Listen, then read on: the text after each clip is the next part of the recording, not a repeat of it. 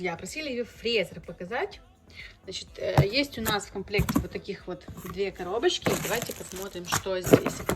Значит, это шаблон, ключики для пихать под пылесос, фрезер. Тут еще ключики. Кстати, в документах есть еще. Вот здесь он регулируется по высоте. Вот эта часть вверх-вниз ездит, да, чтобы можно было разная высота, глубина, может быть, фрезы, да.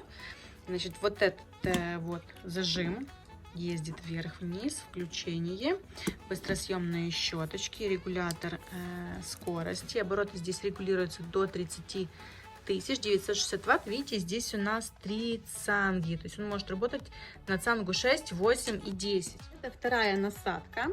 Здесь у нас сразу идет с линеечкой, с боковым упором, с линеечкой. И если мы сюда ставим вот эту вот основу, это у нас будет полноценный фрезер для работы 2 руками, то есть двухручный. Здесь мы можем регулировать, опять же, зажимать и разжимать. Тут регулируется по высоте в дюймах. Вот этот вот тоже шаблончик. Вот здесь линеечка.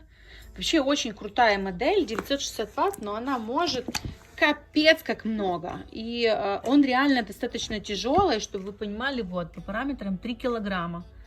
6, 8, 10, 960 ватт. Очень удобная, очень классная модель.